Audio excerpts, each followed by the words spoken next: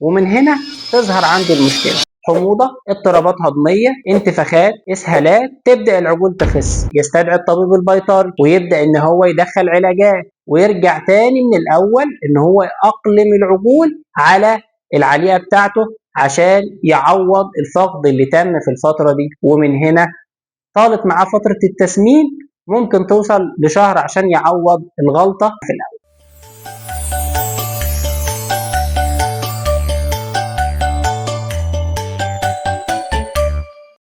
معاكم دكتور حماده عريضه، استشاري تغذيه الحيوان، وده فيديو جديد من سلسله ما تربيش وخلاص. هنتكلم النهارده عن عليقه الاستقبال، وديتي مهمه انها فتره حرجه جدا في حياه العجل عندك في الفتره بتاعه التسمين. استقبل العجول على ايه؟ وايه اهميه عليقه الاستقبال؟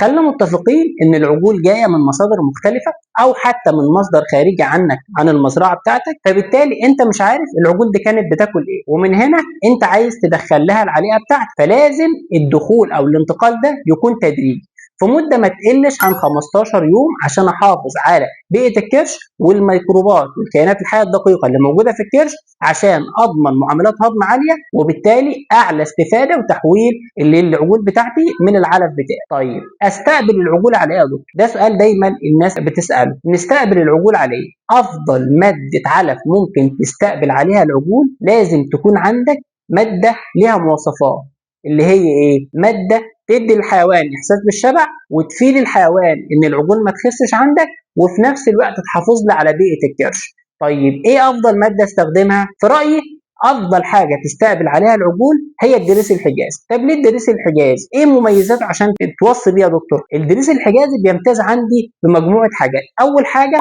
قيمته الغذائيه عاليه، بروتينه عالي، وكمان سهل الهضم، وكمان الماده الجافه فيه عاليه، فهيعمل لي حاجتين: هيحسس لي الحيوان بالشبع، وتاني حاجه السموم الفطريه فيه ايه؟ اقل. لو انت جايبه من مصدر مضمون هيبقى عندك العلف بتاعك ممتاز اللي هو الدريس الحجازي. كمان ما تنساش ان الدريس الحجازي من مواد العلف البقوليه اللي بتمتاز ان نسبه البوتاسيوم فيها عالي، وانت محتاج البوتاسيوم في الفتره دي عشان بيرفع لك المناعه. وانت طبعا مجرد ان انت بتستقبل العجول بتبدا تدخلها في جدول التحصينات بتاعتك، فهنا انت محتاج حاجه ترفع المناعه بالاضافه للاضافات الغذائيه اللي انت بتضيفها عندك في العليقه من املاح معدنيه وفيتامينات وخمائر وروافع مناعه، كل الحاجات دي.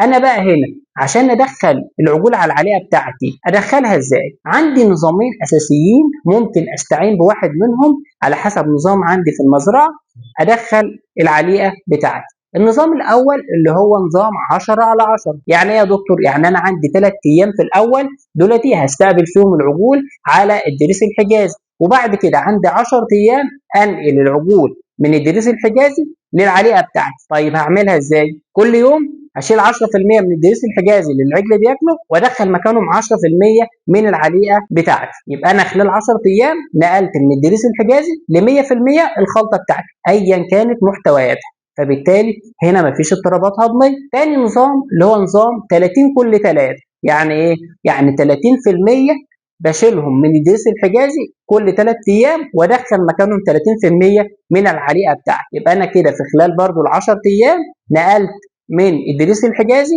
ل 100% من العليقه بتاعتي. طيب لو انا استخدم في المزرعه عندي نظام التي ام ار، ممكن ان انا ادخل العليقه بتاعتي في فتره اقل؟ ممكن. ازاي؟ انت ممكن تعمل خلطه تي ام ار من الدريس الحجازي بصفه اساسيه وتدخل معاه الخلطه بتاعتك او مواد العلف اللي انت هتستخدمها طوال فتره التسمين في الخلطه بتاعتك، بس بنسبه ما تزيدش عن 20 ل 30%، ودي تستخدمها لمده اسبوعين، وبعد كده تبدا ان انت تدخل الايه؟ العليقه بتاعتك بنسبه 100%. وطبعا احنا ان شاء الله هنشرح في فيديو تفصيلي مواصفات عليقه التي ام ار وكمان احتياجات العجول، وهنتكلم بالتفصيل عن اداره التغذيه واهميتها في عمليه التسمين او في اداره مزارع الايه؟ مزارع التسمين. لو مهتم تابعنا في قناتنا على اليوتيوب وصفحتنا على الفيسبوك، وما تنساش لايك وشير والاشتراك في القناه. اي كومنت فيه سؤال ان شاء الله نرد عليه، وما تنساش ما تربيش وخلاص. اشوفكم في الفيديو القادم على خير.